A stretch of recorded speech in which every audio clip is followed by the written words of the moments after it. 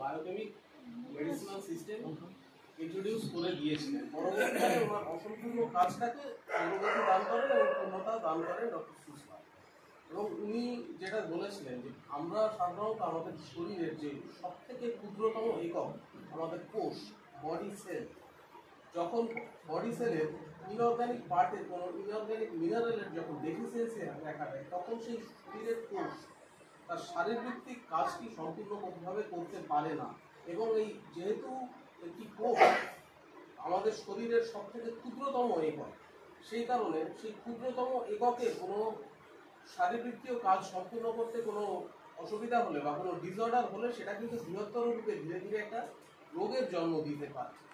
সেক্ষেত্রে ডক্টর সুসলার গবেষণা করে এটা প্রমাণ করেছেন যে যেই মিনারেলের অভাবে আমাদের কোষের যে ঘাটতিটা তৈরি হচ্ছে, সেই পার্টিকুলার সল্টটাকে যদি সূক্ষ্ম মাত্রায় আমরা প্রভাবিত করতে পারি, সেল কিন্তু পুনরায় তার শারীরবৃত্তীয় কাজটা আবার শুরু করে দিতে পারে এবং ধীরে ধীরে কোনো রোগ দেখা দিলে বা কোনো ডিসঅর্ডার দেখা দিলে তার শারীরবৃত্তীয় কাজটা ক্যারি আউট করার মাধ্যমে আস্তে আস্তে আরোগ্যের পথে নিজেকে নিয়ে যেতে পারে এবং শরীর পুনরায় সুস্থতার দিকে এগিয়ে যায়।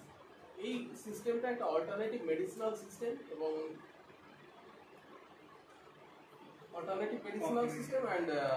এটা এখন সারা পৃথিবীব্যাপী প্রচলিত হয়েছে এবং আমরা এই সল্টের উপর কাজ করে চলেছি এবং আমাদের লক্ষ্য ভবিষ্যতে এর প্রসার আরও ঘটাবে।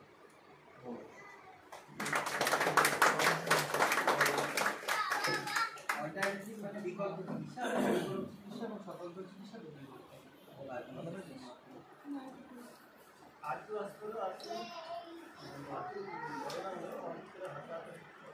আগে আপনি কি আছেন খালি বাকি আছে 30 সেকেন্ড।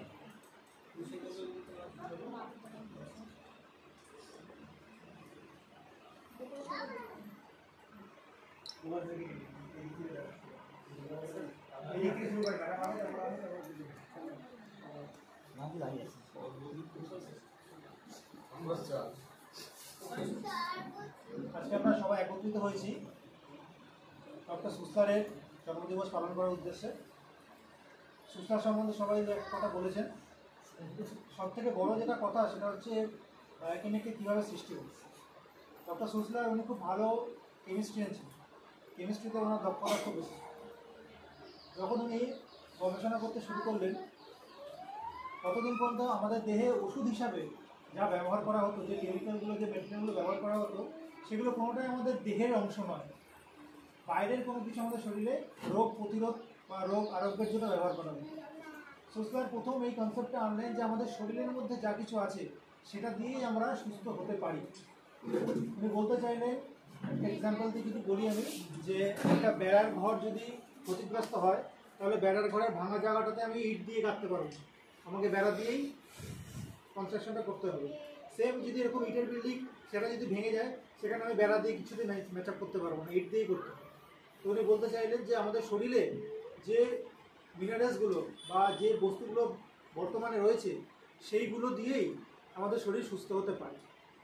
এই কনসেপ্টে উনি কাজ করার জন্য সবার প্রথমে কী করলেন, একটি বডিকে সংগ্রহ করে ওটাকে বার্ন করলেন, জ্বালালেন, এবং এটার জন্য ওনাকে অনেক পরিশ্রম করতে হয়েছিল তখনকার দিনে।